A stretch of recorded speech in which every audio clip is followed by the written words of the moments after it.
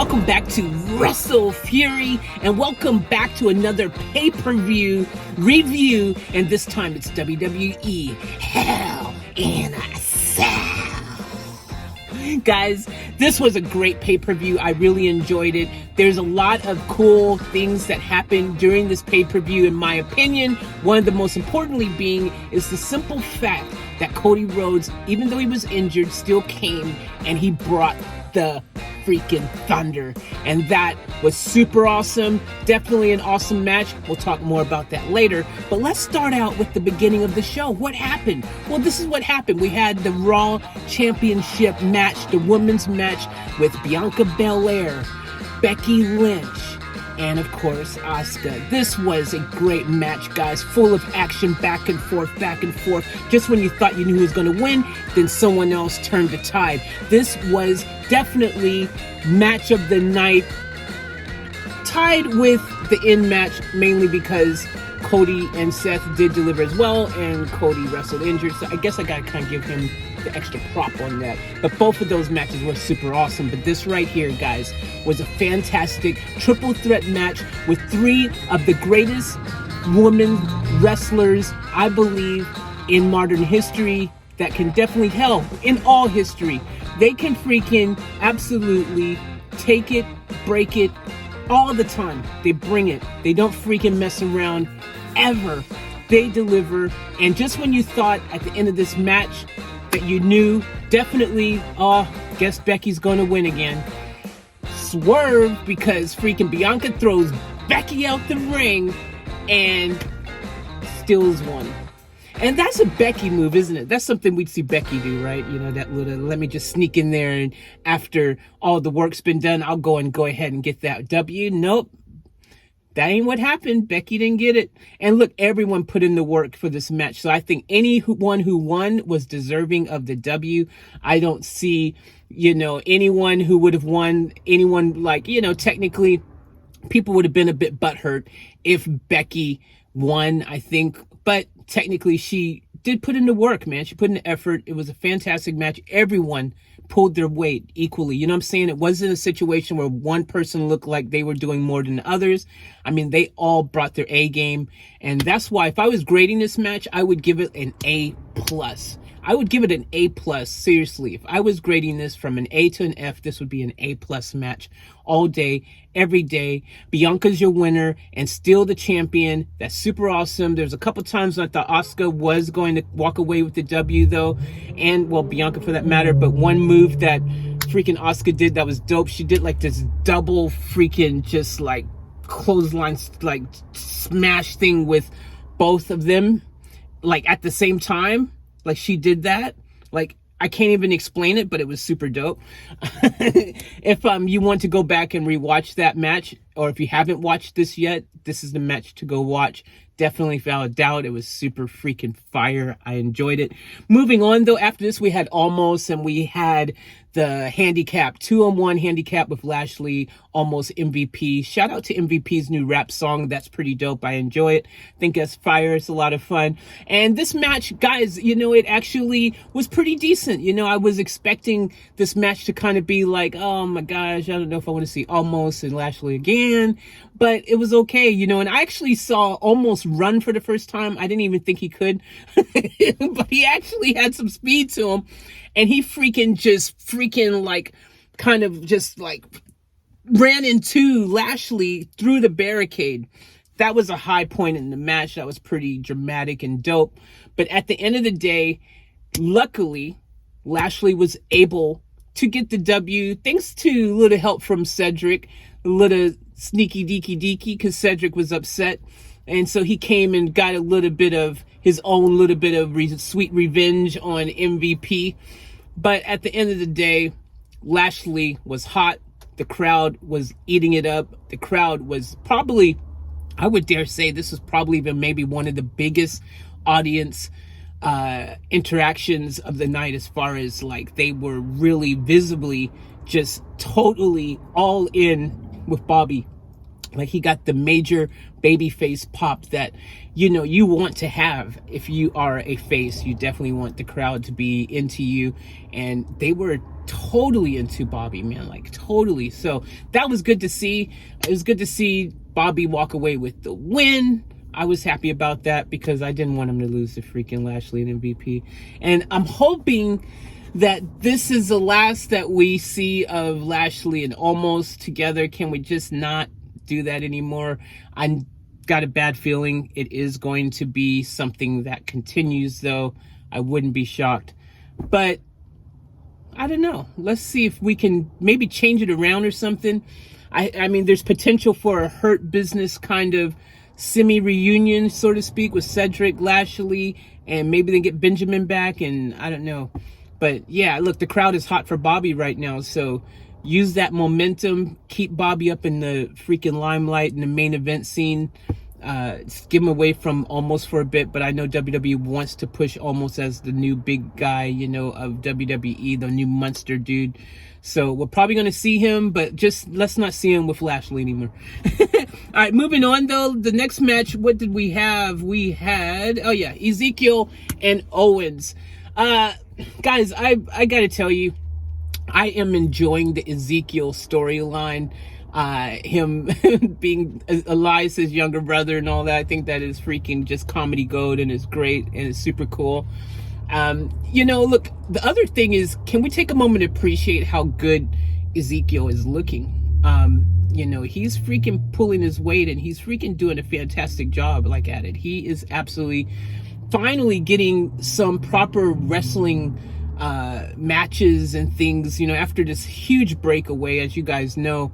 Even though he's playing a different character right now, it's good to see him finally getting a bunch of really good matches instead of just coming out and playing a guitar. And that was the thing. And don't get me wrong, I enjoyed walking with Elias, but I'm enjoying seeing him out there being able to have some really good matches. He's been in some really good high profile matches with other big superstars since coming back, and I'm all for that. So fantastic. I thought, though, Elias would get the win, but he didn't. He didn't get the win. It ended up, I'm sorry, Elias, Ezekiel would get the win, but that's not how it played out. Owens got the win. Look, Owens is Owens. It could have gone either way, really, and I don't think no one's surprised that Owens won.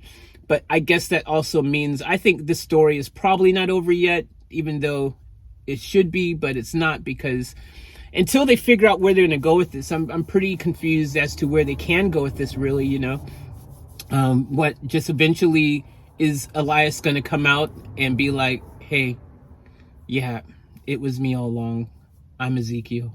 Or something. I don't know. Is this going to be swerved, or is this what's just going to be the thing for, extended period of time, that he just continues being Ezekiel? I don't know. It's really, I don't know. Time would tell, but it was good. It was an okay match. Like I said, these guys can go. They're talented. They're good. And, I think this match was okay, man. So I don't have a problem with it. I just don't really want to continue seeing the same people kind of in matches too much. You know what I mean? Let's freshen it up a bit. WWE has so many talented people that they could actually freaking draw upon to be in Hell in Cell matches in particular. I think they could have did a bit more with who they had in Hell in a Cell, but that being said, Hell in a Cell is not one of the most main premium live events of the year. It's an important one to me, and us fans, we enjoy it because we enjoy anything, we'll just watch it and be like, hey, it's another pay-per-view, okay, cool. But ultimately, it's not one of the biggest main ones. It's just kind of it felt like, and that's what it felt like. It felt like this was just like a show. It was okay. It wasn't, like I'm saying, and I don't say that in a bad way, there was nothing bad about this show whatsoever. Nothing. Surprisingly nothing, because I even thought that Corbin and Madcap was going to just leave me wanting to pull my hair out, but it wasn't. The show was solid, dude. This was a solid show. There was not one part of the show that fell short whatsoever. I promise you. You will not be disappointed if you watch it. but there was nothing major that happened. That's what I'm getting at. You know, there wasn't anything major. It wasn't bad. It was just like, meh. I mean, the show didn't have any kind of big surprise reveal or anything unexpected happen, is my point. The only unexpected thing I think is just Cody wrestling injured. You know, I think that's kind of like, wow, because when you see the injury, it's freaking obvious and crazy. But let's move on, guys. Judgment Day, AJ Styles, Finn Balor, Liv Morgan. I think that match there was pretty dope. Just in terms of there was a lot of, you know, star power in there, you know, because, you know, everyone loves AJ Styles, everyone loves Finn Balor, freaking everyone loves, I think right now, Liv is really getting a lot of love from WWE Universe. I think also, though, that Rhea is definitely on her way up and getting a whole lot of love. I think that Rhea actually is probably becoming a really big deal, and this being, you know, part of the Judgment Day experience that they're putting her through right now is just going to continue to raise her stocks. I think she definitely is on her way to being a really big deal, and probably will get the belt again, man. Don't forget, she's a former champion. So I think she will be getting the belt again in the near future. A match I would love to see. Don't know how it's going to happen because they're on different brands at the moment, but I think a lot of people would like to see Rodriguez and freaking Ripley. That's what I think. I would like to see it anyways. But look, this was great. This match was fine. I actually think that also, oh yeah, and don't forget about Damian Priest. You know, look, he's held the US championship for a long time. He's been freaking definitely having his moment in the limelight as well, thanks to being part of Edge's faction. And, you know, Edge is Edge. He's always going to be a draw. People love him regardless of whether he's good or evil, it seems. But look, this match, I think I was surprised really with the ending, I think, because I thought that this time around, just maybe possibly we were going to see the good guys get the win. I just felt like it was going to happen. And then somehow this would introduce another member to Judgment Day. That didn't happen. I know there was speculation. I think a lot of people suspected there was going to be another member come and join up in this, which we all wanted it to be the Fiend. That would have been dope. By the way, no Fiend. The Fiend didn't show. I was so freaking like, oh, please. The whole time, honestly, I think that was the biggest thing in my mind. This whole pay-per-view, I was like, will the Fiend show? There was nothing to make me believe that it couldn't happen. It was like, it's possible.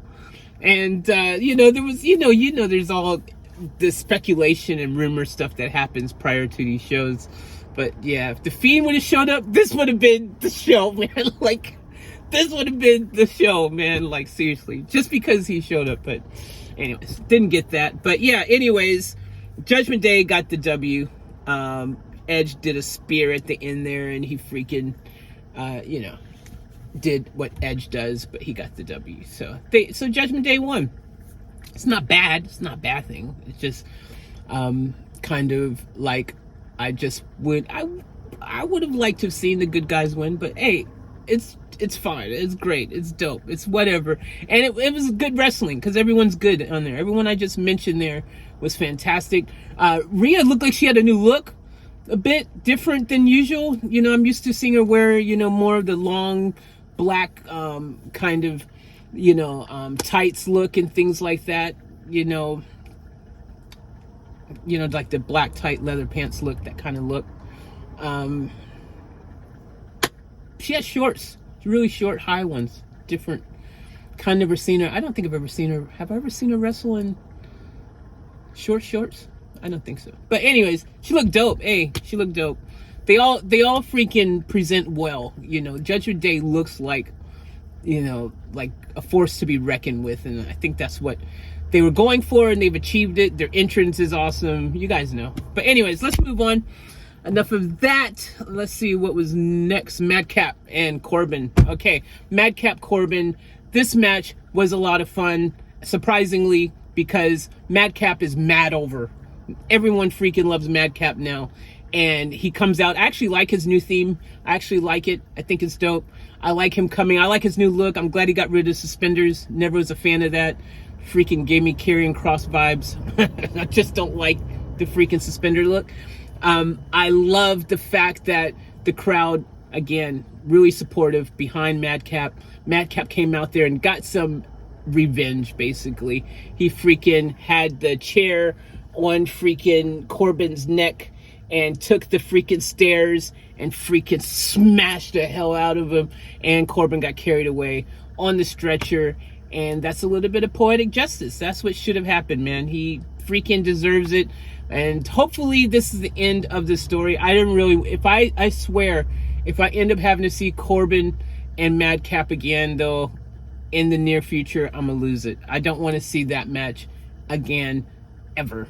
Let's just let them go their separate ways for a while. Give Madcap some dope stuff, though, because Madcap has mad potential. I think he should be definitely given a U.S. championship belt or something to start out with, man. Get him freaking a little more love, because Madcap, especially now, while he's hot, he's over.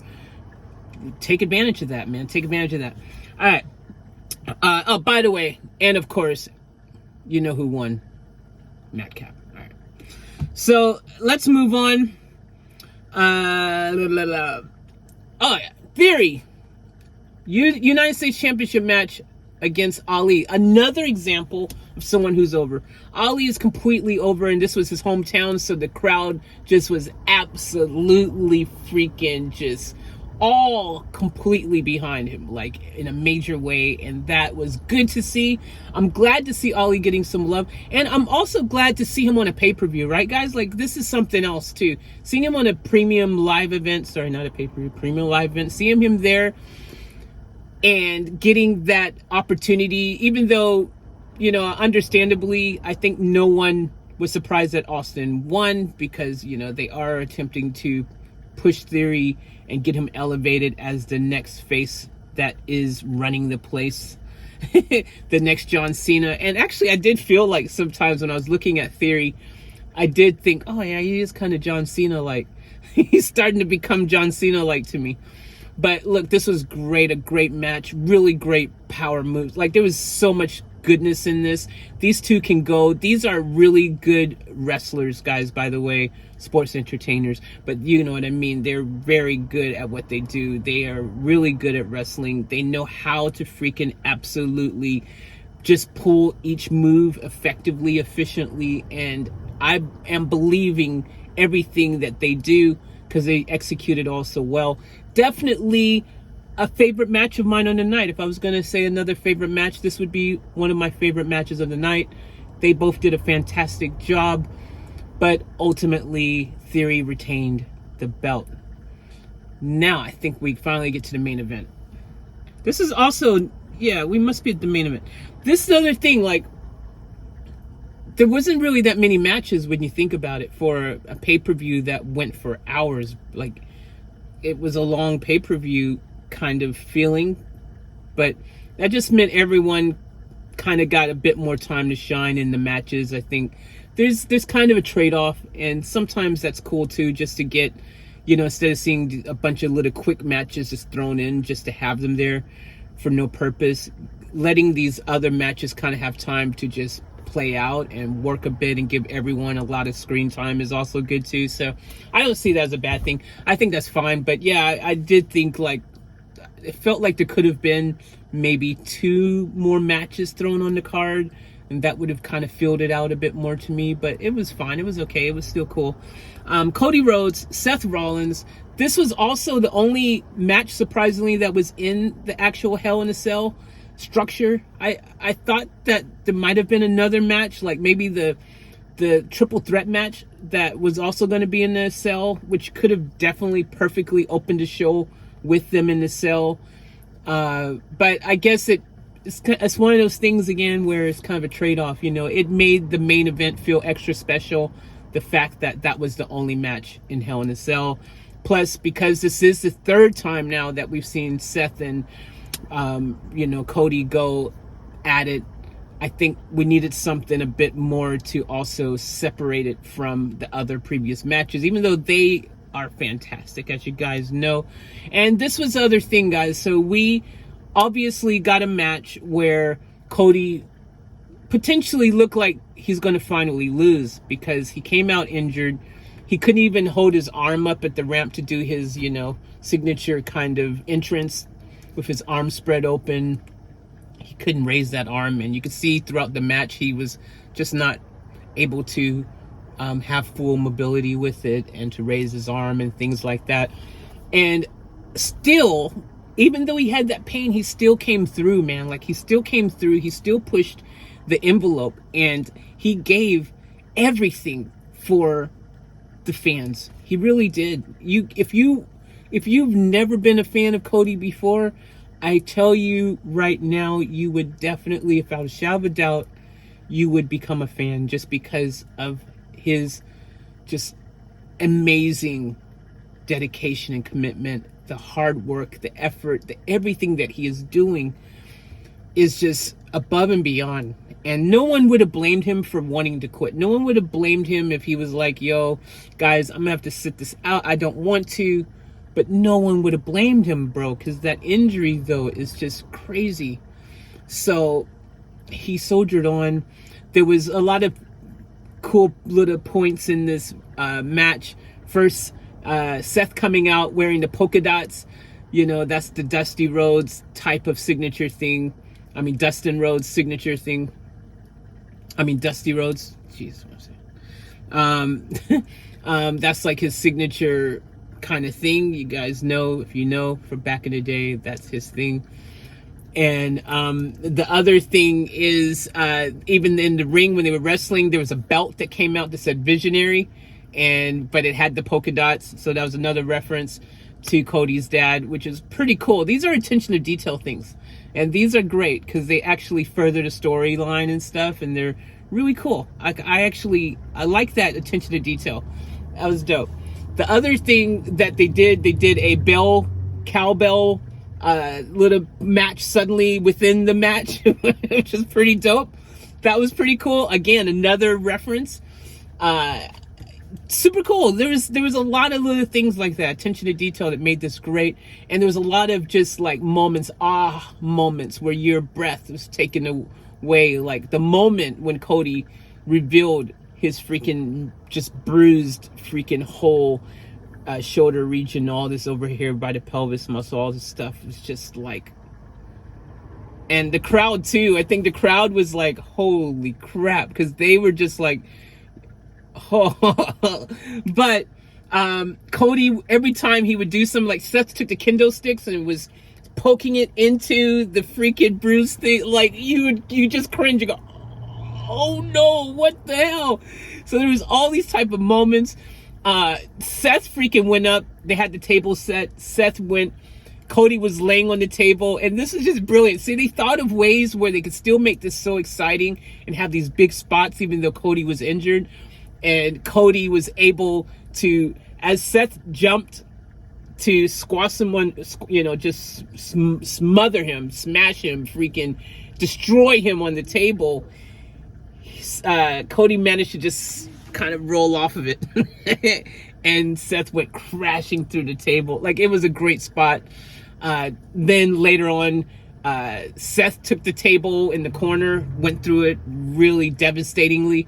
Like, this was actually a really good Hell in a Cell match. Possibly maybe one of the best Hell in a Cell matches that I can think of in a long time, dude. Like, actually, yeah, this is probably one of the best that I've seen in ages.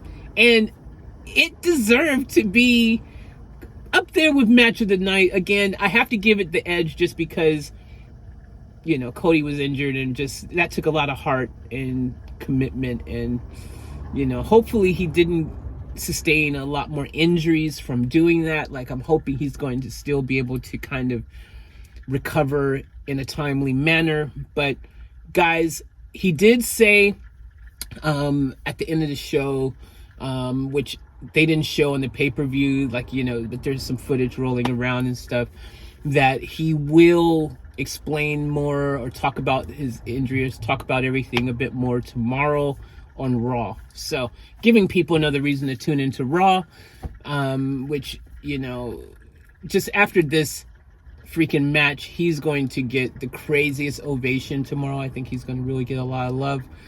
But hopefully, fingers crossed, he's able to recover in a timely manner. This doesn't set him out for an extremely long period of time. But imagine when he does actually step in the ring again to wrestle, when he is freaking 100% again, the pop he's going to get. It's just going to be insane, because he's completely 8,000,000% over and loved by WWE. And I think the other cool thing about that is that, people were speculating and wondering, how is Cody going to be treated, coming back to WWE. And WWE has shown that they have nothing but just best intentions for Cody. And they've been giving him a lot of love and the major rub and everything. And I think that's really good to see, because look, ultimately to me, I look at it more as like the, when you've got like the prodigal son coming home type situation, that scenario where he's come back home. Really, I know he did great things in AEW. He's one of the founders, all these things. But to me, he always was a WWE guy. His family his legacy is WWE, man. You can't be the son of someone like freaking Dusty Rhodes and not have that type of just feeling that there's, Dusty has such a huge impact in WWE. Like, you just can't help but feel that that's where Cody belongs. And we who are, fans, we all loved Cody, dashing Cody, all these different gimmicks he had. We loved and accepted him. That was probably his best one, before the American Nightmare, by the way. I think American Nightmare is awesome. Don't get me wrong, I actually didn't mind freaking Stardust. It was entertaining. Cody made the best out of whatever he did, because he's that good. But yeah, the American Nightmare gimmick is so cool. I love it. It's freaking awesome. And yeah, I'm glad to see that he's getting the love that he deserves. And I'm glad to see he got the W. 3-0. He won this match. 3-0 now. That is freaking awesome. Especially, again, the anticipation would be, I think everyone would have thought that this was definitely going to be a win for Seth this time around, right? Because when's the last time you thought that an injured, super injured, even if it was a work, when would you think that someone super injured was going to get another victory over someone like Seth freaking Rollins? Seth is one of the guys in WWE. And for him to lose 3 times in a row to Cody really says a lot. It says a lot. It really tells you that WWE is completely 100% behind Cody and really giving him a really proper, good run. And that's awesome to see. That is really awesome to see, because, look, Seth is a WWE guy. Okay? Like, people, if you go back, you guys remember there's been many times where Seth spoke out and has always had WWE's back. He's been like the WWE kind of poster boy behind the scenes, even a lot more vocal, on socials. And, he's definitely always the WWE guy. So WWE is always showing Seth a lot of love. Obviously, Seth is one of the guys in WWE. And, more power to him for that. But the fact that they're letting Cody get a 3-0 victory run against Seth right now, against Seth, is a huge thing. So this tells the story. I might actually talk about this more in another video, because I think that is so significant and so really cool. And I love it. I'm all in for it. And this pay-per-view, yeah, like I said, man, there was nothing bad in this pay-per-view. It was completely premium live event. There was nothing wrong. There was nothing bad. I just felt like if they could have had couple extra other matches in there, I would have been completely satisfied. And yeah, I think that it's hard when you don't have, some of your other bigger names also on the card. But I think Cody and Seth did a fantastic job of holding the mantle. They both right now are in the top echelon of WWE wrestlers. So, one could argue that actually Cody right now is definitely up there as, if not the main guy on Raw. And I guess, when you think about it, so to me, if you looked at this pay-per-view and you said who are the main big deals on Raw right now, it's pretty obvious in this. Basically, all three of the women, Becky, Bianca, and Asuka, definitely top tier. You felt it. They delivered. So you go, yep, they're definitely showing that they're up here at the top. Lashley, you can say that he's up there because the crowd response just shows it. And every time he comes out, he looks like the real deal. He's legit. He's over. They love him. The other person I would say would be, actually, everyone in Judgment Day, particularly Rhea and Edge, really, I think are, Edge is always going to be loved and always is the mega superstar he is. Rhea's looking like she's starting to really become a force to be reckoned with in that as well. So, Damian too, but Damian, I feel like out of the three, he would probably be, the least kind of up there at the moment. Who else do I put up there? Of course, needless to say, obviously Cody and Seth. And of course, yeah, AJ Styles and Finn, Liv definitely are showing and pulling their weight in gold. So, but look, everyone in this pay-per-view, I saw everyone's stock rise that needed to rise. Madcap's stock rose, which was awesome. Freaking Ali's stock rose, I believe, as well, which is good to see. I think also I want to say that I felt that Theory's, stock continues to rise. I also say that almost looking like he could actually move a bit more and not so stiff, and actually seeing him run was a very good little tidbit that made him feel a bit more lively and a bit more fun to watch. Because I didn't know he could move that fast. I just didn't. But overall, every single superstar on the show basically just brought it, and they did what they had to do. And I don't have anything bad to say about this pay-per-view per se. It was a good show. It was a good show. It could have had a couple little extra little matches, like I said, but overall, it was a good show.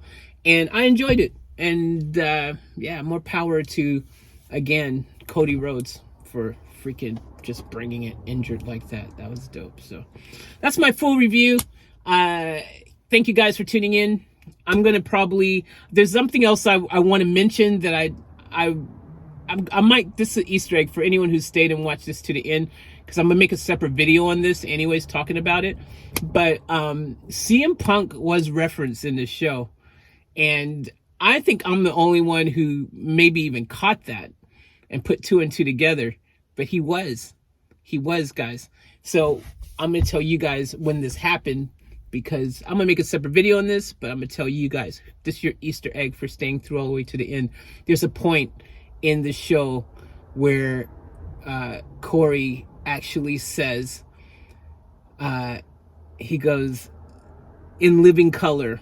Specifically, he says, in living color, right? And when he said in living color, it was this, remember, we're in Chicago, guys, right? So by him saying in living color specifically, if you guys would have watched Rampage the other day, it was one of the announcers said on there, I can't remember who it was now who said it, but they said in living color. they said it too, like for CM Punk. Here he is live and in living color. Was it JR? I don't think it was JR. Might have been. Someone said it. Whoever said it doesn't matter, but they said it. One of the other announcers said it. I'm live and in living color, and Cody said the same thing. So I think it was a low-key, freaking secret way to show CM Punk some love, especially after him getting injured and becoming AEW champion, getting injured. And that was a low-key, being in Chicago way. And the people who absolutely are always looking at the attention to detail of these things, they got the message. That's my opinion. They can't just come out and say it. But I think that was meant to be a little CM Punk love there. That's my theory. And that's why I'm going to make a video on it. Because I don't think anyone else is probably recognized that. So you had to watch AEW Rampage. You needed to watch that to have, and been paying attention to the announcers to have heard that. You see, you had to be paying attention. And if you didn't hear that, then you wouldn't. And if you didn't pay attention to, Corey when he said it, you would have missed it. So that's my theory. I think I'm on point with that. A little low key, sneak it in. Because, sure, it could be just something he said. I mean, people do say that, but the timing? Nah, I think so. All right, I'm ending this. Thank you guys for tuning in. Catch you on the next one. We out of here. I'm falling. Tell me why